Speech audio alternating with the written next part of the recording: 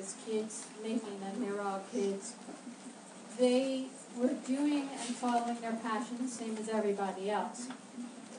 It's interesting that the visual artists are the ones that ended up getting co-opted by the art community. It's sort of like Banksy, the Banksy exit through the gift shop movie. I know Winston Smith, the dead Kennedys, and his work is just very instinctual. I mean, the wonderful, I don't know if you guys remember this, but it's a mother holding an infant, and she's nursing the baby with a missile, right? Little baby nursing it with a missile. And some of these are... For real? Skeeter from Scream right there. How about that? Wow. How about that? With Dave Smalley. Smalley's the same. Right. Hold on. Sorry for that. A little technological plug. It's right on. I mean, it's the mainstream recognizing the art and the value of it. It's interesting that the music, what it came out of, really, I mean, the people who are into the music collect it, but it's not the level of someone who's not into the music. They're not going to spend $15,000 for, a Dirty Rotten Imbecile record, It's a trip, But it is fucking amazing work. I mean, it just shows that what the kids fucking knew and what we were doing. I mean, gorgeous. Look at those posters. Look at that shit. It was graffiti. It was street art, right? Next question. Hi, my son. It's a question for Laura. I'm a big fan of your work, and I'm just wondering how the punk scene influenced your writing, and JT, Leroy, and what your plans in the future and Well, thank you. We're just talking about that. Most people don't know that JT Leroy was actually one of the founding members of Bad Brains. Right? You forgot that, right? You forgot the photos, and he was also one of the founding members of Discord House, too. Like I was talking about feeling disenfranchised and wanting so much to fulfill what I felt was my ability to transmit this energy and to transcend the boundaries of you can't do this. And then finally, this is my movement. This is what I recognize is a true voice of kids speaking about what was true for me. And then my gender made it not possible to really be who I am and what I need to do. That if I wanted to be a girlfriend, or if I wanted to sit on the sidelines, then I can really go. And you can't really get it. If you're a guy and you could really do it, it's the same thing. If you are a minority group and the door's shut, then you know that rage. Fuck. You're telling me I can, but that's a lie. That's a fucking lie. But it was also the idea that no rules. You can do whatever the fuck you want. You don't have to listen to their rules. They say doors shut, you find a way around. We did that every day. We found another way. And people were turning tricks. They were changing their gender. They did what they needed to do. And I did that. By any means necessary, but that's holding to your truth. And to me it was with holding compassion. It was how do you tell your truth and allow people to see a world that they were turning their back on. I was a ward of the state. I was in a group home, right? And for me it was like, how do I make people care? How? I will find a way to transcend that. And that's what it was. What I'm doing now is I'm writing, man.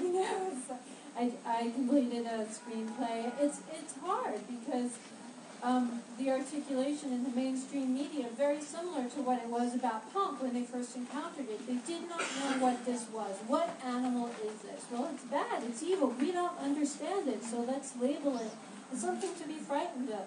And when I was first revealed as J.T. Leroy, the articulation was one of like, holy fuck, what is this? It's a demon seed. And I knew how to handle that because I came out of the punk scene. I'm used to that. You just shut the fuck up and bide your time and keep doing what you're doing. And now, it's changed. Now it's like, oh, wow.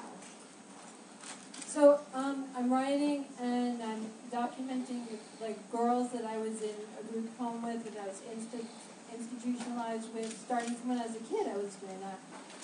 I'm interested in that, how you get voices heard, which I think punk is about, which is in this book, this phenomenal photograph of kids saying, it's like the Sham 69, if the kids are united, they will never be divided. How will you find your voice? How can you communicate that we have a light inside us that needs so much to be validated and to be heard? And there was a way in this time period that kids came together when there was no hope, when there was no way, and found a way to do it. It's an honor to that spirit. Anyway, yeah, that's it. Thank you. Another question? One last question. Steve, it can't be just one last question, can it? It is one last question. Can I answer the question? It means one question. I have more than one question, but I'm actually on page 208 in this book. There's a picture of me with John Dancy from Urban Waste. My name isn't on it, but that's all right. I'm Ken Wagner. But anyway, I'm from the old school. I was there as a little kid. I was 11, 12, 13, there I am right there. But my question is because I am a New Yorker. And I was one of those people that when you put out the first book, which I have with me, I was a complainer because there was a lot missing. And I know there was a lot of gripes, a lot of beefs, because people were like, where was the representation? I don't know who you interviewed and how this all came about, but obviously now you have second edition. I really don't need this microphone. You have the second edition, and I notice New York is way expanded. We got 30 pages now. All right, we have the most pages in that book. Okay? Well, what I want to know is, from the first book, how did you get to that point? Obviously, now the second book, you had to put out a second book I'll tell you to rectify some of the issues. Sure. I know other scenes, there are little snippets. I was speaking to Katie the clean lady. We know John. She had a problem with, this is very off stupid, but she had a thing with how you spell the name. You spelled it in the first book, C-L-E-I-N. No, it's really K-L-E-E-N-I-G. I noticed in the second book, because I'm anal like that, and I read it. You got it right. I told her that. She's happy. There are little things in there that, that's totally fine. And, I'll take the hits, but let me be very clear about stuff. The New York music was not well documented. Really wasn't. Like, I look at, I remember talking to the singer of Ultraviolence, and he's like, what about me? And I'm like, I'm sorry, I didn't have the 3 cassette compilations you were on. I didn't know it. You know what I'm saying? Right. And that's what we're dealing with a lot here too. It's like, it's not like, it's not like I'm trying to like deal with the Me Too. It's more like these bands were valid, right? It's like I do know that. It's like, and I take knowledge for what I know. When I started writing this book, it was pre-internet. It was like, you didn't like call up 911 and get the number for Joey Shithead. You like had to be kind of like deep into this stuff. So like I knew what I knew and I talked to who I talked to. But at a certain point, it's like, Jerry Williams is like my editor. I'm Harley, Jimmy, Rabies. I talked to everybody. I learned everything I could, but I missed.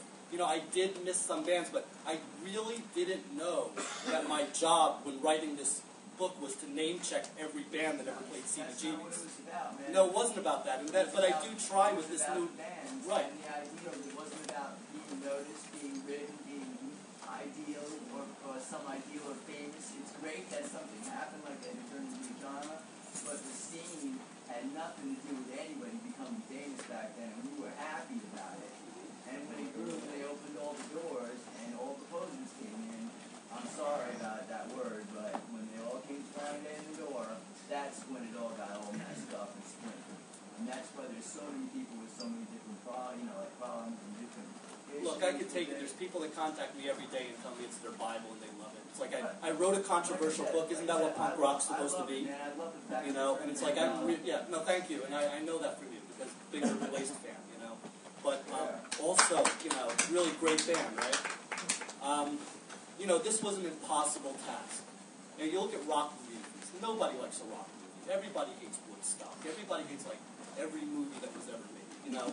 I fucking stood up there, took my ground, and said, yo, this is motherfucking hardcore. I don't care what you said. I was at these shows. I'll stand my ground.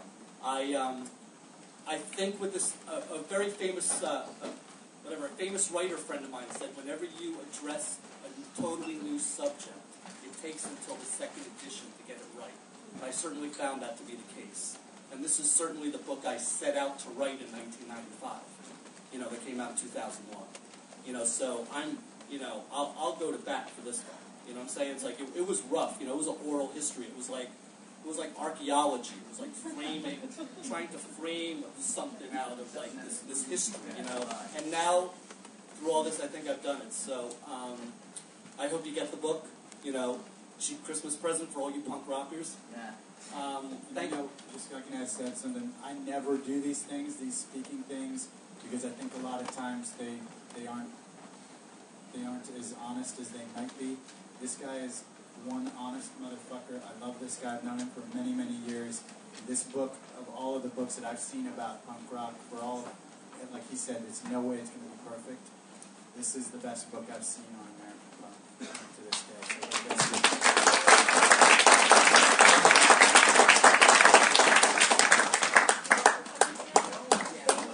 So Laura and Dave and Stephen, they're all going to stick around.